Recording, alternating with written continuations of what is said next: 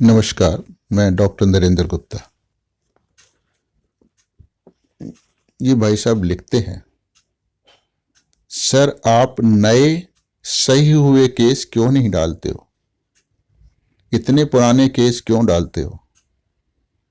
इनका मतलब है कि जो अभी कुछ ही दिन पहले मेरे क्लिनिक में आए और उनको मैंने इलाज किया और वो ठीक हो गए, मैं उन केसेस पर वीडियो बनाऊं और उनको डालूं।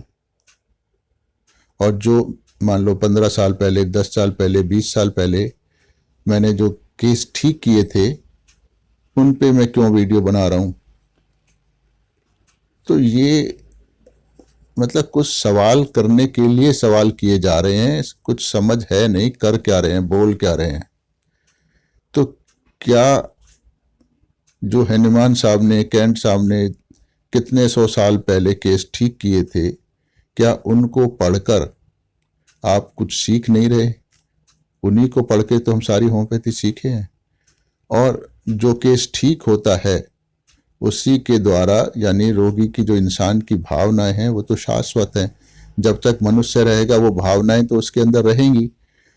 तो वो आज रहें, 100 साल बाद रहें, 200 साल रहें, 400-500 1000 साल बाद, तो वो उनके ऊपर तो वीडियो बनाए जा सकते हैं। हमारे सामने धार्मिक ग्रंथों के उदाहरण है, महाभारत है, रामायण है, बाइबल है, कुरान है, और भी पुराण है। इतने बड़े बड़े ग्रंथ, इतने पौराणिक ग्रंथ हैं जहाँ को पढ़कर, जिनको पढ़कर आज हम उनसे सब कुछ सीखते हैं।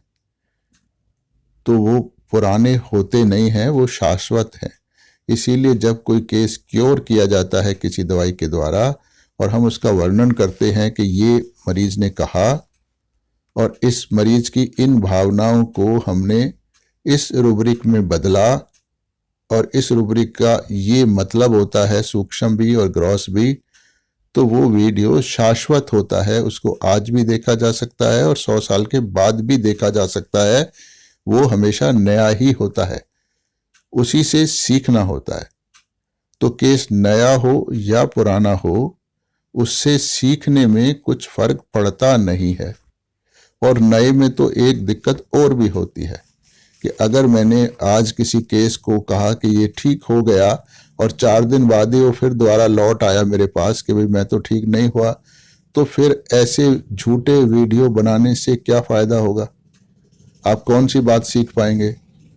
तो जो कुछ सिखाया जा रहा है उसको सीखने की कोशिश करें नम्रता पूर्वक, ना कि अपने दिमाग को ऐसे उलूल जुलूल आइडियाज आने दें। ये अच्छा नहीं होता है। मैंने इनका जवाब दे दिया था यूट्यूब पे कमेंट करके। मैंने उनसे पूछा, क्या ये वीडियो आपके लिए उपयोगी केस नहीं है?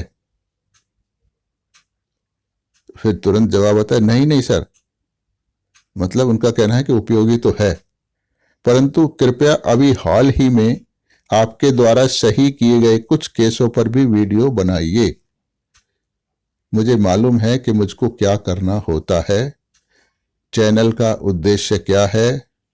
कोई भी कार्य मैं अंधकार में रह के नहीं करता हूं। जो कुछ मेरा कार्य होता है उसकी संपूर्ण रूपरेखा मेरे दिमाग में होती है कि मैं क्या आउटपुट चाहता हूं, कैसे उसको करना है, लोगों पे उसका क्या प्रभाव पड़ेगा। तो ये सब कुछ एक एक सूक्ष्म से सूक्ष्म चीज भी मेरे दिमाग में बहुत स्पष्ट होती है।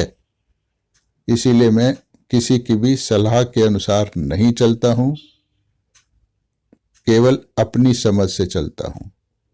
उस समझ का आप लोग फायदा उठाना चाहते हो तो ये आपकी अपनी समझ है, और नहीं चाहते हो तो वो भी आपकी समझ है। तो जैसे मैं बना रहा हूं, अगर मुझे लगेगा कि कोई कमेंट ऐसा है जिस पे मुझे वीडियो बनाना चाहिए या जिससे लोगों का भला हो सकता है, तो मैं उस पर जरूर बनाऊंगा।